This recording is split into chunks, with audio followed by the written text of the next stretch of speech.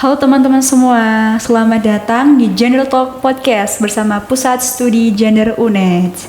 Hari ini kita akan ngobrol santai dengan topik yakni perlindungan kaum buruh, aksi nyata atau omon-omon saja. Teman-teman, podcast kali ini bagi saya sangat istimewa karena merupakan sesi khusus yang membahas tentang perlindungan kaum buruh. Dalam pembahasan kali ini, kami membagi tema pembahasan ke dalam beberapa skop, yakni yang pertama, profiling tentang lembaga, yang kedua, kondisi pekerja migran dan pekerja anak, dan yang ketiga, kebijakan perlindungan pekerja migran dan pekerja anak. Untuk membedahnya, saya ditemani dua narasumber yang luar biasa, yakni Pak Bambang dari Migrancare Jember dan Bu Kiki dari Yayasan Prakarsa Swadaya Masyarakat atau YPSM.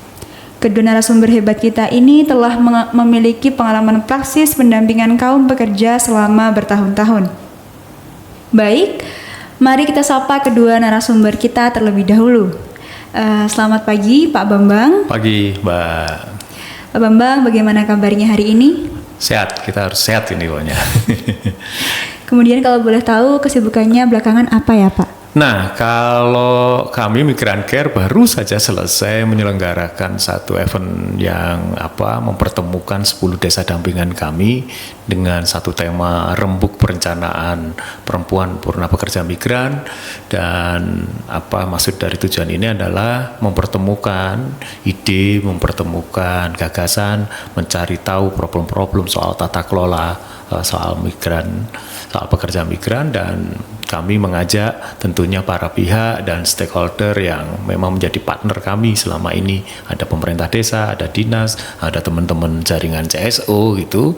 Nah, usulan-usulan atau temuan-temuan dalam proses kemarin di Rembuk itu coba kita rekomendasikan dan kita berikan ke para pihak. Inilah bentuk partisipasi bermakna kami di dalam proses perencanaan pembangunan, Mbak.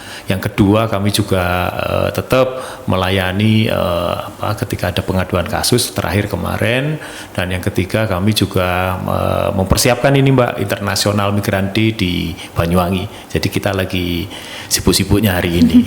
Gitu Pak. Wah, keren sekali Pak. Selanjutnya saya berlanjut ke narasumber yang kedua, Bu Kiki. Selamat pagi Bu. Selamat pagi Mbak Awa. Bagaimana kabarnya? Alhamdulillah, kabar baik Mbak Awa. Bu Kiki, belakangan kesibukannya apa ya Bu? Ya, kesibukan belakangan ini dalam 1 bulan ini lagi sibuk-sibuknya ini ya, monitoring dan evaluasi program kami ya. Kemarin dengan TPPS Kabupaten melakukan monitoring evaluasi untuk TPPS Kecamatan, kemudian di program kami sendiri kemarin juga ada monitoring dan evaluasi untuk proyek percontohan sistem pemantauan dan remediasi pekerja anak di Jember. Gitu Mbak Awa. Ini juga tidak keren dengan Pak Bambang. Ya, lebih keren Mbak Bambang. Sedikit informasi teman-teman, Pak Bambang dan Bu Kiki ini sudah berkecimpung dalam pendampingan kelompok pekerja atau buruh sejak lama, sehingga keduanya telah mengenal sedari dulu begitu. Baik, karena saya sudah tidak sabar untuk masuk ke pembahasan, kita langsung saja masuk ke pembahasan inti ya Bapak Ibu. Jadi sebelum kita masuk lebih dalam pembahasan kali ini, saya ingin mendapatkan gambaran umum terlebih dahulu. Saya mulai dari Pak Bambang dulu nih.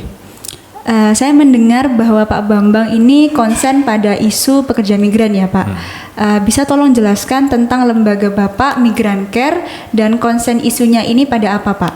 Ya, jadi Migrancare ini satu lembaga yang didirikan kurang lebih hampir 20 tahun, dan home base kita ada di Jakarta. Kita bekerja di 5 provinsi, di 7 kabupaten, di 100-an desa, dan ada kantor di Kuala Lumpur. Nah, Migrancare ini adalah lembaga yang memiliki visi atau cita-cita bagaimana mewujudkan soal migrasi itu bisa aman, bisa bermartabat, memanusiakan manusia, bisa memiliki prinsip-prinsip keadilan, dan tentunya soal inklusivitas itu menjadi hal yang tidak bisa kita hindari. Itu cita-cita Migrancare. Nah, di dalam kelembagaan Migrancare kami juga memiliki satu concern-concern, divisi-divisi, misalnya bagaimana kita memiliki divisi advokasi yang bekerja di dalam proses pendampingan, proses mempengaruhi kebijakan baik di tingkat desa sampai di tingkat regional. Yang kedua, kita juga memiliki divisi soal pemberdayaan ekonomi atau pengorganisasian, Mbak. Nah, ini penting menjadi spirit kita untuk bekerja di tingkat grassroots. Yang ketiga, kami juga memiliki divisi soal riset gitu ya, supaya riset ini juga menjadi warna di dalam kajian-kajian akademik, dan kami sudah bekerja dengan banyak kampus, banyak praktisi dan peneliti di dalam menghasilkan produk-produk yang sifatnya pengetahuan. Dan tidak kalah pentingnya, kami juga memiliki satu program yang khusus yang namanya Desa Peduli Buruh Migran atau Disbumi. Di dalamnya kita memiliki juga layanan salah satunya adalah bagaimana memastikan migrasi dari desa, dan kita bekerja sama dengan pemerintah desa. Itu, Mbak. Wah, luar biasa, Pak. Lalu saya juga sempat mendengar bahwa lembaga Bapak ini memiliki kelompok dampingan ya. Iya, betul. Kebetulan belakangan ini kami habis melaksanakan diskusi publik yang narasumbernya adalah Ibu Anis, Ketua Komnas HAM, dan kami juga mengundang ibu-ibu Disbumi untuk membagikan testimoni pada saat tersebut. Nah, bisa profiling sedikit Pak, seperti apa kelompok Disbumi yang didampingi oleh Pak Bambang ini? Ya, kelompok Disbumi ini kan satu kelompok purna pekerja migran dan anggota keluarganya. Jadi ketika kami melakukan pendataan bekerja sama dengan pemerintah desa, muncullah angka-angka, data-data terkait dengan purna pekerja migran dan juga yang masih bekerja di luar negeri. Nah, ketika yang purna ini coba kita organisir menjadi satu kelompok yang memiliki concern baik itu pemberdayaan maupun layanan. Maka di Disbumi kita juga membangun kelembagaan namanya Pusat Pelayanan Terpadu bersama pemerintah desa. Jadi fungsinya salah satunya melakukan screening, melakukan edukasi sesama mantan pekerja migran. Nah, supaya etos kerja yang dibawa oleh purna pekerja migran itu rata-rata kan disiplin, sudah terbiasa dengan kerja-kerja yang ketat gitu dan memiliki skill. Maka ini coba kita berdayakan melalui kelompok-kelompok dan menghasilkan produk, Mbak. Produk-produk kami yang sudah dihasilkan oleh ibu-ibu ini dari kelompok Disbumi itu misalnya ada ekoprint gitu ya, ada juga snack, makanan-makanan ringan gitu ya, ada hal-hal yang sifatnya pengetahuan, misalnya kita juga mengedukasi soal GETSI gitu. Jadi biar juga pengetahuan-pengetahuannya semakin meningkat.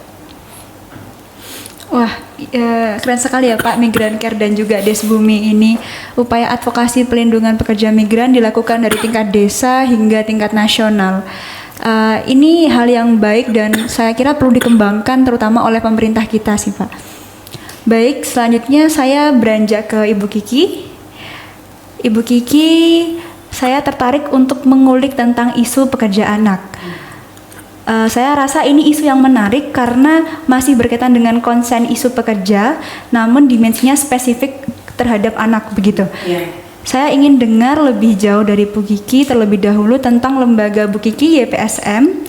Apakah ada kelompok dampingan juga Bu di YPSM ini begitu? Ya, YPSM sendiri memang ini ya, kalau disebut lembaga tertua di Jember karena berdiri tahun 1988 gitu kan. Memang waktu di awal pendirian YPSM itu kita concernnya memang di isu pekerja anak, terutama di sektor pertanian tembakau, karena Jember sebagai salah satu ikon ini ya, pertanian tembakau yang paling besar ya mungkin di seluruh Jawa Timur waktu itu pada waktu itu banyak sekali anak-anak yang terlibat bekerja di sektor perkebunan tembakau.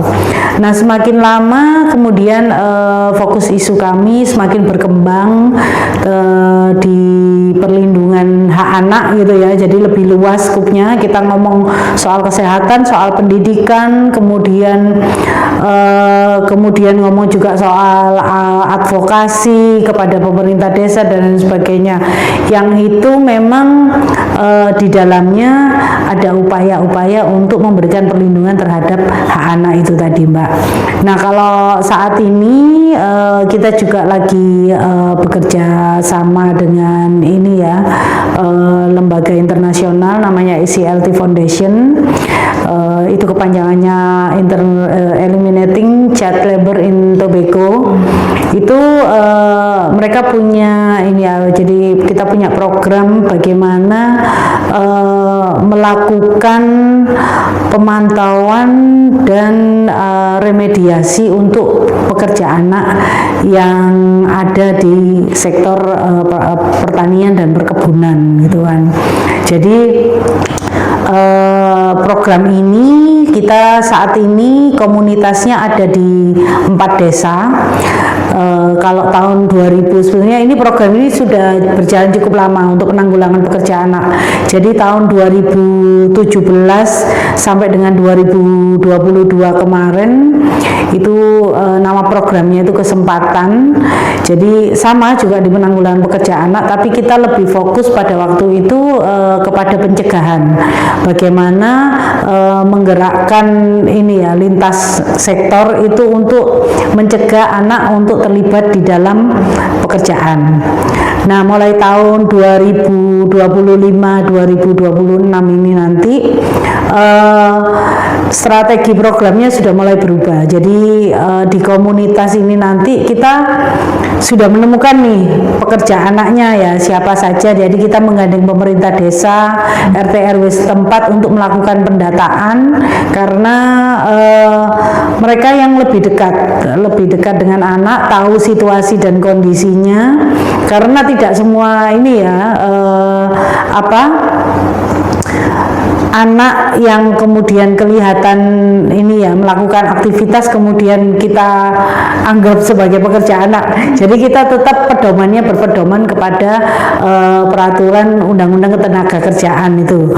Jadi ada batas usia minimum anak bekerja, kemudian ada batas durasi jam kerja dan lain sebagainya. Jadi kita tetap berpedoman seperti itu. Nah, komunitas kami yang kita gerakkan, kita itu menggandeng yang namanya gugus tugas desa layak anak. Jadi dan forum anak desa yang ada di desa-desa. Mereka yang melakukan pendataan, mereka yang melakukan pemantauan, sampai kemudian kita bersama-sama juga melakukan rujukan. Jadi misalnya ketemu nih ada anak bekerja tidak sekolah, kita membangun sistem rujukan ya, bekerja sama dengan dinas, kemudian kerjasama dengan lembaga-lembaga pendidikan dan lain sebagainya. Itu anak-anak yang punya minat ingin kembali ke sekolah, kita kembalikan ke sekolah. Kalau dia tidak mau kembali ke sekolah, oke, ditanya pengennya apa gitu, pengennya kerja.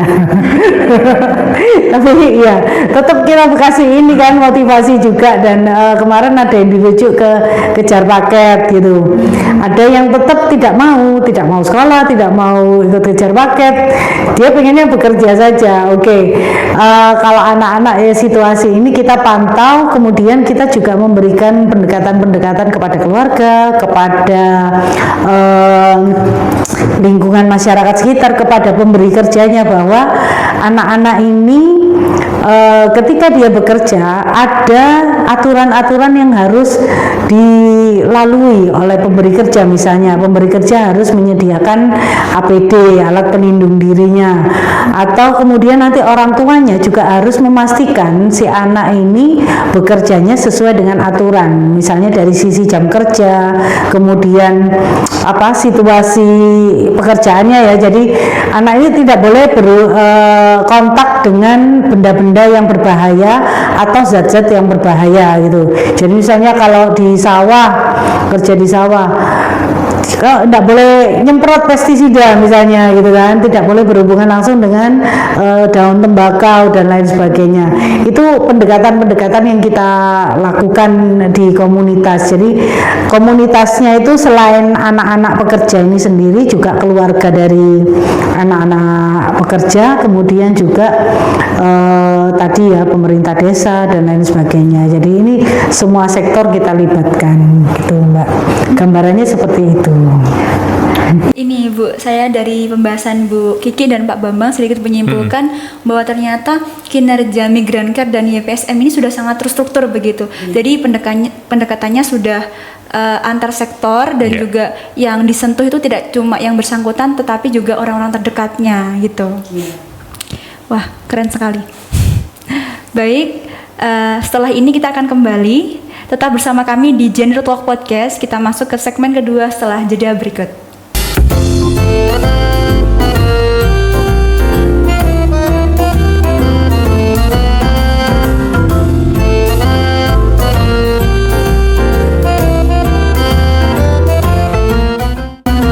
Baik teman-teman, kita kembali lagi di Gender Talk Podcast bersama Pusat Studi Gender UNED. Setelah di segmen sebelumnya kita membahas tentang masing-masing profiling lembaga yang sama-sama konsen terhadap pekerja, sekarang kita masuk pada aspek yang tidak kalah penting, yakni tentang kondisi pekerja migran dan pekerja anak di Jember saat ini. Sekarang saya ingin mengulik lebih jauh tentang kondisi pekerja migran dan juga pekerja anak khususnya di Jember. Saya ingin tanya ke Bu Kiki terlebih dahulu. Oke, ya. Kalau situasi pekerja anak ini ya di Kabupaten Jember, jadi memang apa ya, pekerja anak ini ada tapi tidak ada.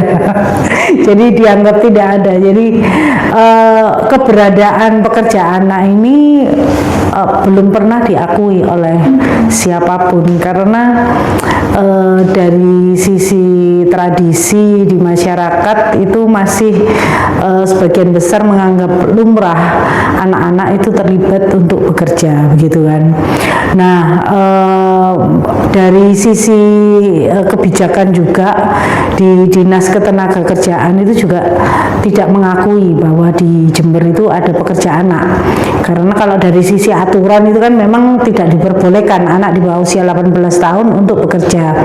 Tapi faktanya ya kita temui di ini ya, terutama di 4 desa wilayah piloting project sistem pemantauan dan remediasi pekerja anak ini hampir 50% pekerja anak ini menyumbang adanya ATS atau anak tidak sekolah. Jadi salah satu faktor ATS itu ya karena anak-anak itu bekerja gitu kan, sudah berada di zona nyaman. Oh, bekerja ini ternyata enak ya, dapat uang, kemudian sanksi dari sekolah ketika tidak mengerjakan PR atau apa gitu. Mereka lebih memilih ini. Jadi awalnya yang dari membantu orang tua, membantu sanak keluarga misalnya yang punya kebun, lama-lama kemudian akhirnya berhenti, tidak bersekolah. Nah, ini kemarin yang menjadi concern kami ya, ketika kita melakukan pendataan di desa. Jadi yang tadi saya sebutkan, kita menggandeng gugus tugas desa layak anak dan forum anak desa. Kita menemukan cukup banyak juga anak-anak yang terlibat di pekerjaan ini, terutama di musim tembakau. Karena kalau sudah musim panen tembakau itu kebutuhan akan tenaga kerja itu cukup tinggi. Jadi itu sebabnya di musim-musim itu biasanya anak-anak itu dilibatkan gitu. Nah, kemudian kemarin kita temukan juga selain di pertanian dan perkebunan tembakau itu ada juga anak-anak yang bekerja di sektor-sektor industri dan jasa gitu. Jadi kemarin itu ada yang bekerja di industri penggorengan tahu. Anak-anak ini kalau dari sisi ini ya, mengapa kita bisa mengkategorikan anak-anak ini sebagai pekerja anak, karena anak-anak dari sisi jam kerja, dia kalau rombong itu mungkin pekerjaannya tidak berat ya kalau rombong makanan, tapi dia kerjanya mulai jam 8 pagi sampai dengan jam 9 malam gitu.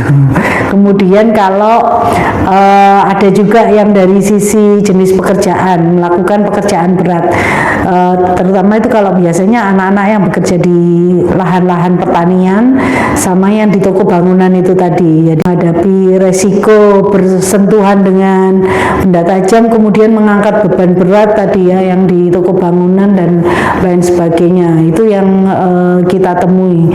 Jadi memang ada anak-anak yang sekolah dan bekerja, ada yang dia tidak sekolah dan bekerja gitu. Kemarin waktu monitoring dan evaluasi kemarin kita menemukan ini ya, ada beberapa temuan-temuan menarik gitu ya terkait dengan anak-anak yang bekerja tapi masih sekolah ini juga ya dari sisi memang kita tidak bisa langsung menafikan kamu harus berhenti bekerja, nggak harus sekolah aja fokus, tapi sebenarnya tujuan kita itu. Tapi kemarin juga banyak temuan-temuan ternyata ada anak-anak yang dia berada dalam situasi menjadi tulang punggung keluarga. Jadi orang tua itu sudah tidak mampu atau mungkin tidak mau juga ya menjadi ini ya bertanggung jawab untuk ekonomi keluarga. Ada satu keluarga kemarin ya, ini kaitannya dengan pekerja migran juga. Jadi ibunya dulu pekerja migran, kemudian pulang dalam kondisi dia depresi gitu ya, sehingga tidak mampu menjalankan fungsi sebagai orang tua, dan kebetulan orang tua tunggal ya karena sudah pisah dengan bapaknya, sehingga si anak ini harus menanggung beban dari ini tadi yang mencukupi kebutuhan keluarga. Padahal si anak ini kemarin ditanyai, dia tuh pengen banget sekolah, melihat teman-temannya berangkat sekolah itu dia itu pengen gitu loh. Cuman ya karena ya kondisinya nggak bisa bu, ini ibu saya nggak bisa ini ya memenuhi ekonomi ya saya harus bekerja. Oke. Tapi anak ini tadi semangat ikut kejar paket, dia mau. Jadi kita kemarin untuk anak-anak yang putus sekolah dan tidak mau dikembalikan ke sekolah, kita kan ikutkan kejar paket, dia bersemangat sekali. Dan karena memang dari temuan-temuan itu Mbak, jadi ya kalau ngomong gambaran umum situasi pekerja anak di Kabupaten Jember itu ya itu tadi, karena dia tidak diakui maka tidak ada upaya-upaya untuk memberikan perlindungan yang lebih kepada anak-anak itu, baik dari sisi kebijakan, dari sisi program dan penganggaran juga. Kemarin desa itu juga belum refleks bahwa persoalan pekerja anak yang ada di desa mereka itu menjadi suatu persoalan yang harus ditangani gitu kan. Jadi sama sekali tidak, desa belum pernah memikirkan oh ya gimana ya biar anak-anak yang ada di desa kami ini memastikan bahwa anak-anak ini tidak terlibat bekerja, mereka fokus ke pendidikan saja, sehingga nanti juga kualitas anak-anak yang ada di desa itu juga bisa lebih meningkat. Belum sampai ke situ desa itu. Nah ini kita juga makanya menggandeng berbagai pihak, kemudian jadi tidak hanya di level kabupaten tapi juga nasional, kebijakan-kebijakan di tingkat nasional itu kita dorong sehingga bisa diaplikasikan sampai dengan di tingkat desa gitu Mbak, untuk upaya penanggulangan pekerjaan anak ini gitu. Wah ternyata kompleks sekali ya Bu masalah pekerjaan. Sangat ya. Dari mulai tidak diakui, ada yang terlalu keluar, ada yang tidak sekolah, gangguan mental jadi harus memikul beban finansial. Sangat, itu sebagian kecil, cerita lain itu lebih banyak, lebih tragis.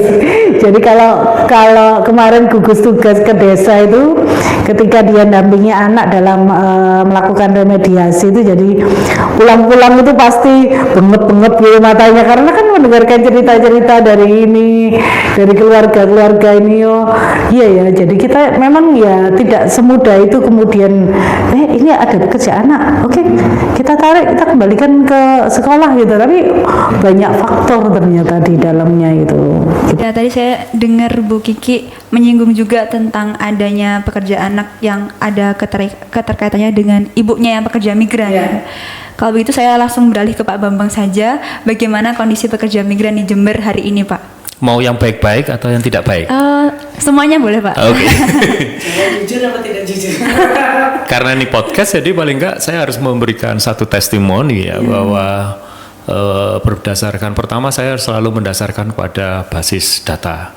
Jadi ketika kami melakukan survei pasca pandemi COVID 2021 kemarin, 2022, yang kita tahu semua bahwa situasi COVID itu juga salah satu faktor kepulangan pekerja migran. Jadi itu juga satu situasi yang menyebabkan angka pekerja migran kita juga meningkat ya, ketika pulang gitu. Dalam situasi yang menurut saya kedaruratan gitu. Nah, bicara soal pekerja migran dan anggota keluarganya, saya sepakat dengan tadi cerita Mbak Kiki bahwa kita harus melihatnya komprehensif gitu ya. Jadi kalau kami Migrant Care memandang selalu satu kesatuannya adalah keluarga. Jadi tidak bisa dipisahkan gitu. Makanya kenapa kami selalu memberikan diksi soal pelindungan pekerja migran dan anggota keluarganya, termasuk anak itu tadi. Gitu Mbak. Nah, bagaimana data itu berbunyi? Jadi angka pekerja migran kita itu selalu berada, ini yang tercatat ya di Kementerian Perlindungan Pekerja Migran maupun Disnaker, itu cukup signifikan. Angkanya 1000-an bahkan lebih gitu. Nah, ketika pasca pandemi pun juga kita sudah memberikan satu sinyal Migrant Care itu akan adanya satu lapar kerja. Jadi justru ketika pasca pandemi itulah justru juga jadi tantangan bagaimana orang ditawari untuk bekerja ke luar negeri, diiming-imingi karena situasi ekonomi. Itu juga salah satu menjadi motif orang mengambil rezekinya ke Malaysia, ke Hong Kong dan yang lain-lainnya. Jadi menurut kami bahwa menjadi pekerja migran sesuai juga dengan undang-undang, prinsip dasar juga human right, bahwa itu bagian dari hak asasi gitu. Jadi menjadi pekerja migran itu bagian dari hak asasi manusia gitu. Jadi bagaimana negara memastikan ketika negara ini dalam tanda petik yang sudah diatur di dalam undang-undang dasar itu salah satunya memberikan pekerjaan itu belum terpenuhi secara benar gitu ya. Janji 19 juta pekerjaan. Nah, itu bagian yang tidak baik-baik gitu. Itu kan juga belum terpenuhi. Maka ketika berbondong-bondong warga kita, warga negara Indonesia pergi ke luar negeri mengambil rezekinya ke negara orang, saya kira itu bagian dari pemenuhan hak asasi manusia. Nah, memastikan soal keamanan, memastikan dia adil gender gitu ya, dan inklusif, itu juga terpenting. Jadi stereotip-stereotip yang selama ini melekat ke pekerja migran kita, yang unskilled lah, yang bahasa paling umum legal ilegal gitu, seringkali jadi minor gitu memandang pekerja migran. Ini saya cerita fakta aja. Ketika angka usia pernikahan anak gitu atau pernikahan dini di Jember itu tinggi, yang seringkali menyebabkan KDRT, yang menyebabkan mereka terpisah dan memiliki anak dan menjadi pekerja migran, itu ada di data kami, jadi cerminan gitu. Dia harus menempuh ribuan kilometer gitu ya dari sendirian gitu. Rata-rata kerjanya masih di ruang domestik gitu yang juga minim soal akses gitu. Nah, seringkali ini tidak dilihat secara komprehensif gitu. Bagaimana hubungan angka tadi perceraian di Jember tinggi ya Mbak? Tinggi di angka pernikahan dini ya. Itu 6.000-an malah. Jadi ini seringkali juga harus dilihat secara komprehensif gitu. Tadi ada anak pekerja migran yang juga masih bekerja, isunya Mbak Kiki tadi. Kita juga mengalami juga ketika anak rata-rata diasuh oleh single parent, entah Pak D-nya, entah Mbah He, entah bapaknya gitu. Tapi begitu anak sudah dalam tanda petik fungsi-fungsi pengasuhan itu tidak utuh juga diterima dan dijalankan oleh single parent, tentu si anak itu juga jadi korban gitu. Ibunya misalnya pergi ke luar negeri juga menempuh resiko gitu ya. Kita menemukan misalnya sudah lama puluhan tahun gitu, pulang-pulang menjadi disabilitas mental, misalnya di Balung itu juga kemarin kita dampingi itu. Jadi dia lupa dengan dirinya sendiri gitu. Nah, ini kan juga problem-problem, makanya social inclusion, pendekatan perlindungan sosial itu juga menjadi penting, menjadi perlu. Jadi angka belum lagi isu-isu terkini soal tindak pidana perdagangan orang, Mbak. Jember itu juga menjadi barometer. Perusahaan Komite Pekerja Migran di UN baru aja kemarin hal itu disorot juga. Bagaimana pemerintah Indonesia menjawab situasi itu? Jadi sudah jadi atensi internasional situasi judi online, scamming itu ya, perdagangan in person itu. Nah, di Jember hal ini juga sebenarnya tidak hanya sekedar wacana, tapi Jember berkontribusi terhadap isu-isu ini. 2023 dulu itu kasus rame-ramenya trafficking. Jember selalu, kemarin aja juga begitu, selalu itu. Nah, sampai sekarang. Nah, responnya itu kalau sudah viral, Mbak Gigi, Mbak, kalau sudah viral baru direspon. Nah, ini menunjukkan apa? Kegagapan, kan? Karena apa? Salah satu kuncinya menurut saya adalah soal data. Tadi benar kata Mbak Gigi, data itu mudah diomongkan, ya, mudah diomongkan tapi dilakukan dan dikonkretkan menjadi narasi yang dan terus diambil kebijakan. Saya kira ini yang belum kuat di Kabupaten Jember. Contoh misalnya mandat di Undang-Undang 18 itu tahun 2017 jelas apa kewenangan tugas dari pemerintah pusat, provinsi sampai kabupaten sampai desa. Clear itu diatur.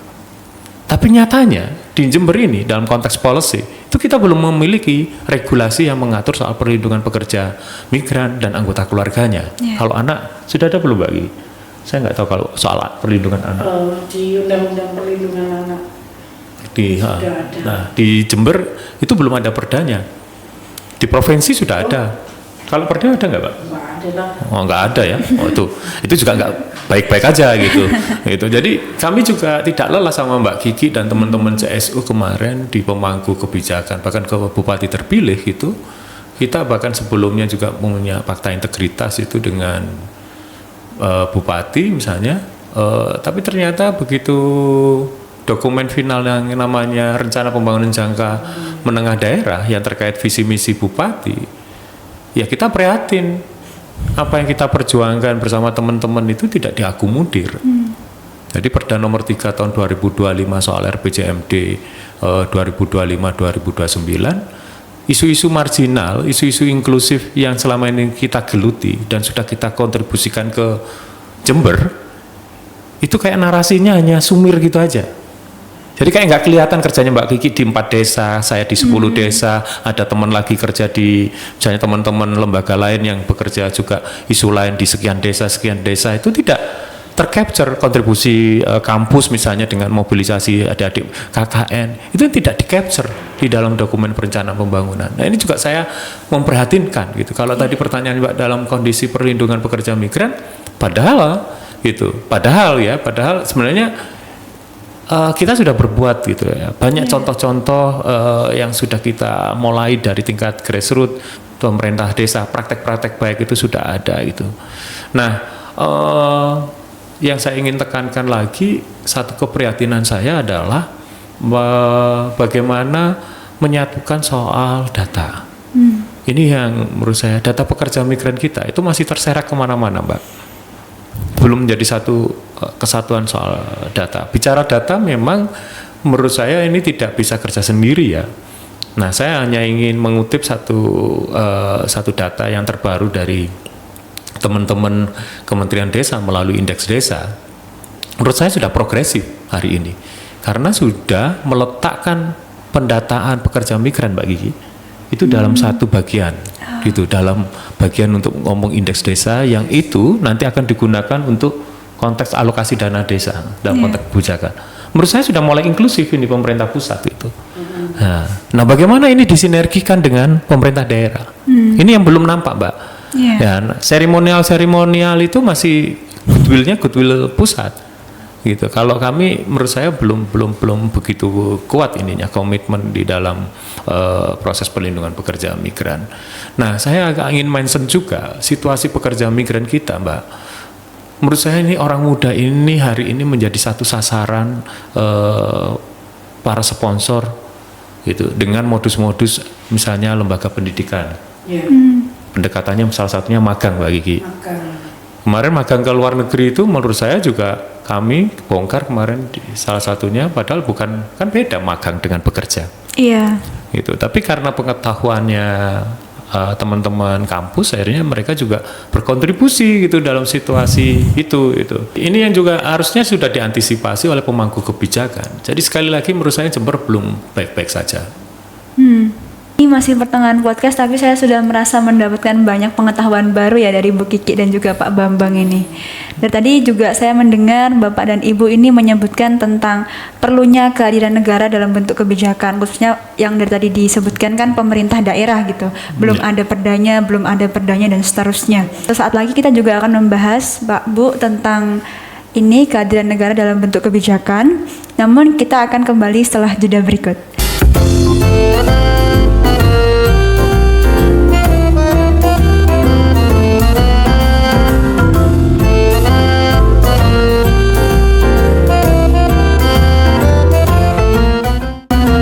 Baik teman-teman, kita kembali lagi di Gender Talk Podcast bersama Pusat Studi Gender UNED. Pada segmen kali ini kita akan lanjut pada pembahasan selanjutnya, yakni mengenai kebijakan tentang tenaga kerja migran dan pekerja anak.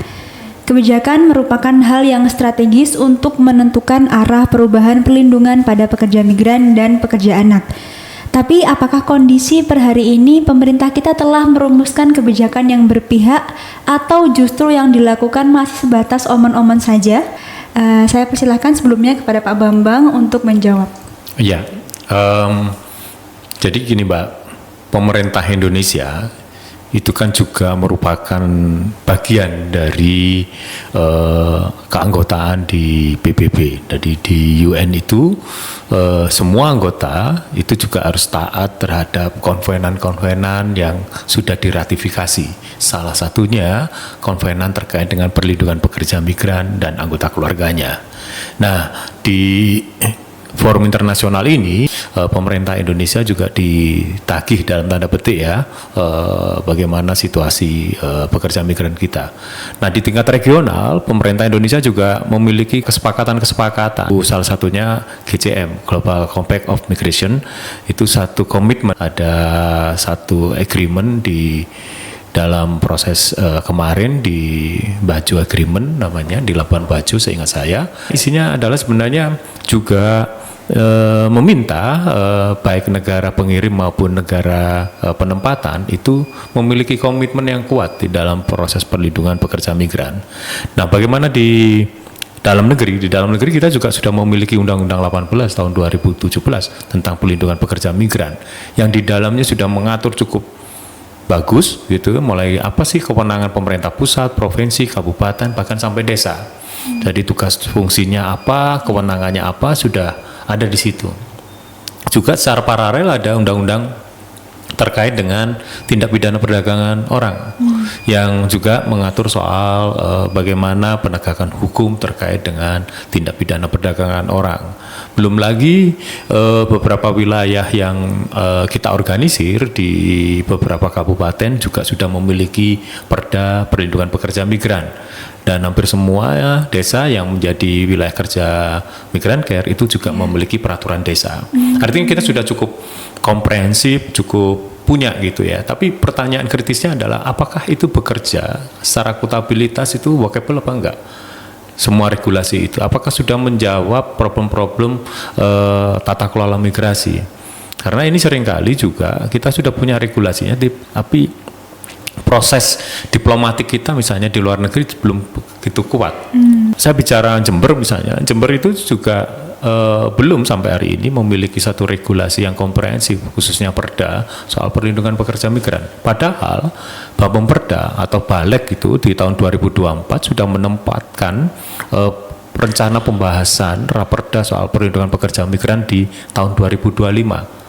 Mbak Awa bisa bayangkan ini sudah bulan Desember, belum ada juga saya dengar bahkan mungkin anggota dewan mengundang kita misalnya untuk sharing, untuk diskusi soal bagaimana urgensi dan pentingnya sebuah kebijakan itu hadir. Jadi ini juga masih omon-omon menurut saya gitu, padahal sudah ditetapkan gitu. Yang kedua, di dalam Perda nomor 3 tahun 2025 soal rencana pembangunan jangka menengah daerah terkait dengan visi misi bupati dan wakil bupati terpilih yang diterjemahkan di dalam langgam perencanaan pembangunan, ternyata ini juga salah satu kekecewaan kami gitu. Itu argumen soal perlindungan pekerja migran itu belum kuat. Jadi upaya-upaya mempengaruhi kebijakan penyusunan RPJMD dengan kita berpartisipasi secara aktif dan bermakna ternyata tidak otomatis merubah dokumen RPJMD. Jadi hanya omon-omon aja kalau katanya mau merevisi, katanya mau mengakomodir gitu. Padahal kami juga sudah berkomitmen itu untuk mendukung pemerintahan ini. Salah satu buktinya kami sudah memiliki 10 desa dampingan, kami sudah memiliki produk-produk kebijakan di tingkat desa gitu. Dan saya juga prihatin gitu. Ini mengingkari dari komitmen ketika mau nyalon sudah di depan Purna Pekerja Migran. Oh, saya kalau terpilih akan A, B, C gitu. Tapi ya ternyata di dokumen perencanaan pembangunan di RPJMD yang menjadi pendulum di dalam mengoperasionalkan visi misi bupati dan wakil bupati oleh OPD kayak nggak ada arah itu, maunya apa, targetnya apa, bagaimana itu. Jadi ini juga antara yang diomong dengan manifest dokumen itu kontradiktif. Baik, kemudian saya akan berlanjut ke Bu Kiki, bagaimana regulasi yang ada di Indonesia ini terkait dengan pekerja anak, Bu? Ya, kalau regulasi terkait pekerjaan anak itu kan sebetulnya ini ya dalam Undang-Undang Nomor 13 tahun 2003 tentang Undang-Undang Ketenagakerjaan itu sebetulnya sudah jelas bahwa anak-anak usia di bawah 18 tahun itu dilarang untuk bekerja, kecuali ada beberapa situasi ya. Jadi ada anak usia 13 sampai 15 tahun itu masih diperbolehkan, cuman dengan aturan-aturan yang ini ya, yang diatur misalnya dari sisi jam kerjanya, kemudian ada izin orang tua dan lain sebagainya seperti itu. Pekerjaan-pekerjaan yang terkait dengan proses belajarnya anak gitu. Misalnya kalau kita lihat magang gitu kan di sekolah itu masih diperbolehkan. Tapi itu juga ada aturan yang mengatur sehingga menghindari ada eksploitasi terhadap anak itu tadi gitu ya. Kemudian aturan ini juga ya ada roadmap untuk penghapusan pekerjaan. Tapi kemudian ini dimundurkan lagi targetnya gitu kan. Kalau nggak salah 2028 kalau nggak salah ya. Kalau nggak salah itu. Nah, kemudian juga ada kemarin itu peraturan Menteri PPPA nomor 6 tahun 2024 tentang perlindungan anak berbasis masyarakat. Jadi PATBM itu ya itu tadi bagaimana memberikan pencegahan dan perlindungan anak-anak dari situasi eksploitatif itu tadi gitu.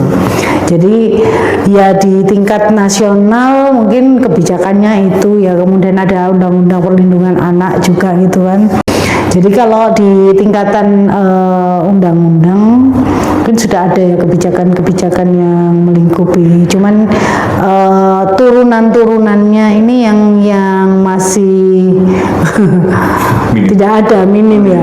Apalagi di tingkatan operasional ya. Di tingkatan operasional itu juga bukan minim ya, malah tidak ada gitu kan. Jadi bagaimana kemudian pengaturan sanksi kepada kalau tadi undang-undangnya jelas pihak pemberi kerja atau perusahaan itu kan tidak boleh memperkerjakan anak gitu kan, karena nanti sanksinya jelas, kemudian ada dendanya juga gitu ketika perusahaan memperkerjakan anak. Tapi kemudian di sisi prakteknya upaya-upaya untuk mengakali peraturan-peraturan yang ada itu juga ini gitu. Misalnya di tembakau, kita nggak akan menemukan pekerja anak di perusahaan tembakau, tapi pekerja anak itu ada di rantai-rantai pasok, di level-level petani. Jadi petani yang kemudian memasok tembakau untuk perusahaan tembakau itu masih ada anak-anak yang bekerja di itu tadi, baik mulai dari di lahan sampai dengan kemudian di musim tanam itu tadi yang saya cerita nyujen, kemudian sampai ngopen dan lain sebagainya. Nah di situ ada keterlibatan anak-anak. Nah ini yang kemudian tidak ada aturan.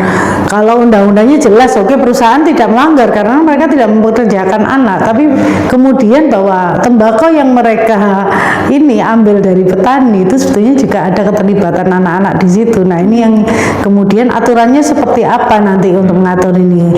Jadi ya itu hal-hal yang ini ya masih menjadi tantangan kita, bagaimana sampai di level petani dan buruh tani yang mengelola tembakau itu sudah tidak lagi melibatkan anak. Cuman ya itu masih sulit. Kemudian bagaimana desa bisa memberikan perlindungan terhadap pekerja-pekerja anak itu tadi. Jadi bagaimana misalnya bisa dipastikan nggak, misalnya oke, anak ini kerja, bisa dipastikan nggak jenis pekerjaannya itu berbahaya atau tidak, jam kerjanya dia tinggi atau tidak dan sebagainya. Itu mekanisme yang saat ini belum ada di desa, sehingga kan ya itu tadi, kalau anak-anak yang bekerja di desa itu tadi mereka masih ini ya, masih ada ancaman eksploitatif jenis-jenis pekerjaan yang mereka lakukan. Artinya ini memang nggak bisa kerja sendiri gitu. Yeah. Isu-isu yang sangat marginal bahkan ini kan juga idealnya dan praktek kami sebenarnya bersama dengan Mbak Kiki, lembaga kami, saya selalu mengajak para pihak keterbukaan dan mau mengakui bahwa problemnya misalnya ini datanya nggak ada. Ya kita mulai dari situ. Kalau terus dalam penyusunan RPJMD kemarin aja, ini saya kaitkan dengan RPJMD, itu data-datanya juga ya memprihatinkan gitu. Temuannya juga tidak up to date ya juga ya. Data yang kalau skala kabupaten itu masih. Iya, jadi kayaknya kita jadi prihatin juga bahwa soal data itu tidak jadi concern juga. Lah, pertanyaan kritisnya kita misalnya, lah selama ini kerja menggunakan duit gitu, terus tidak menghasilkan data terkini, itu kan ya kontradiktif dong. Yeah. Jadi salah satu temuan kita yang kemarin itu yang agak mencengangkan soal HIV/AIDS ya Mbak. HIV/AIDS itu yang terdampak itu tinggi juga adalah ibu rumah tangga. Ini kan juga memprihatinkan juga. Iya. Pekerja migran yang terekspos hanya yang tercatat, yang terdaftar. Lalu bagaimana mereka yang undocumented misalnya? Jadi pekerja anak isunya tadi juga tidak tercatat, tidak dijadikan concern gitu. Nah ini kan hal-hal yang menurut saya tidak pernah terus bergerak maju. Padahal sudah ada misalnya kebijakan terkait dengan satu data. Itu sudah harusnya terintegrasi, sudah ada, sudah lama sebenarnya, tinggal goodwill-nya aja. Nah salah satu kontribusi itu peran serta masyarakat itu bermakna kalau pintunya dibuka, Mbak. Yeah. Kalau pintunya dibuka, terus kita diajak ngobrol, tidak omon-omon, tapi ada tindakan kolektif secara bersama, saya kira akan terjawab. Perlahan tapi terjawab itu. Saya kira itu juga harus jadi watak pembangunan inklusif ke depan, itu memang harusnya begitu sih gitu menurut saya. Berarti seharusnya kalau pemerintah ini memang memiliki goodwill ya Pak, harusnya pemerintah yang memiliki keterbatasan ke akar rumput bisa menggandeng CSO sebagai mitra begitu ya, untuk mendapatkan data, untuk akhirnya bisa menghasilkan kebijakan yang memang tepat sasaran gitu ya Pak. Iya, jadi kalau saya ingin selalu meneguhkan bahwa dan meyakinkanlah ke mereka kami itu bukan kompetitornya pemerintah. Sekali lagi Mbak Kiki itu nggak kepingin jadi bukabit gitu. Saya kepingin atau jadi bupati atau jadi PNS, enggak. Kami sadar diri, kami sudah mengambil wilayah yang namanya non government organisasi. Jadi kami sudah cukup sadar diri, kami akan berada di luar dari institusi yang namanya pemerintah gitu. Tapi bagaimana problem sosial, problem soal kelompok marginal itu menjadi concern bersama. Gitu sih. Saya kira perbincangan kali ini sangat asyik dan berbobot ya Pak. Namun ini sudah sampai pada segmen terakhir, jadi setelah ini kita akan beranjak ke closing. Namun kita akan kembali setelah jeda yang satu ini.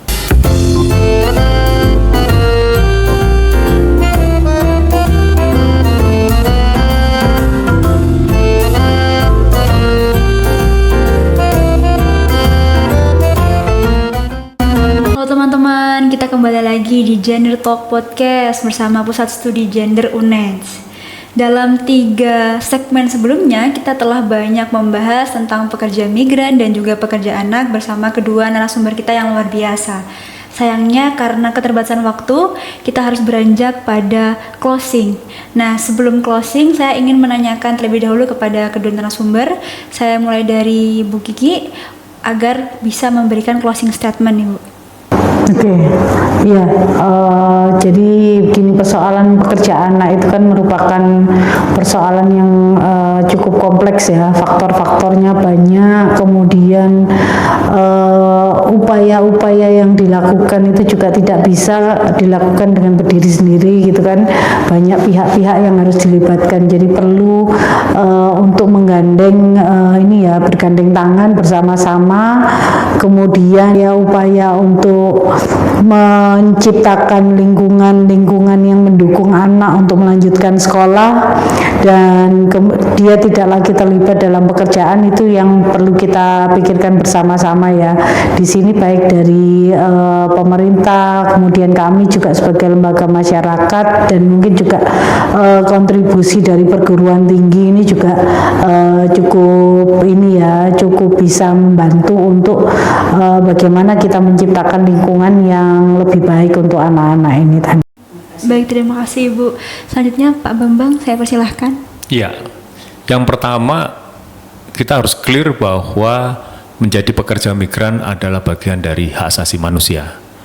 Yang kedua, kami memandang ketika hak asasi manusia itu sudah terpenuhi, tentu bagaimana peran pemerintah itu memastikan migrasi itu menjadi aman, menjadi bermartabat, menjadi adil, dan tentu inklusif.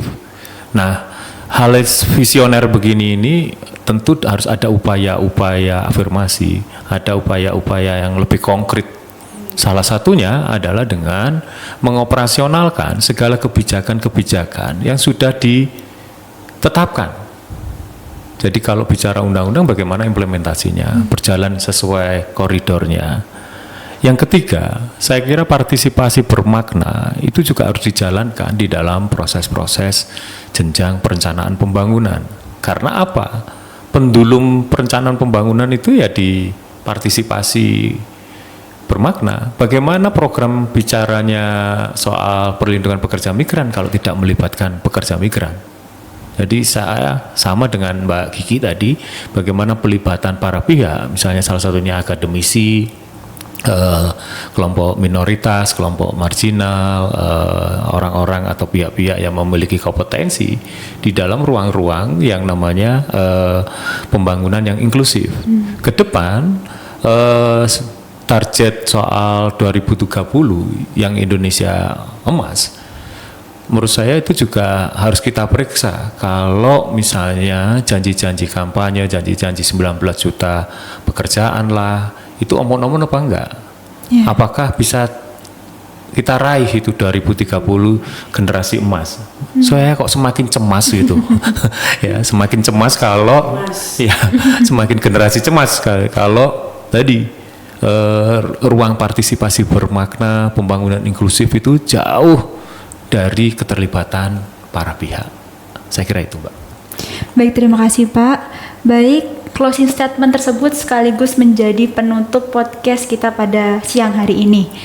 Baik, saya sampaikan terima kasih kepada Pak Bambang dan juga Bu Kiki. Sama-sama Mbak. Pada podcast kali ini saya mendapatkan banyak wawasan baru tentang perlindungan kaum buruh per hari ini dari diskusi ini tadi.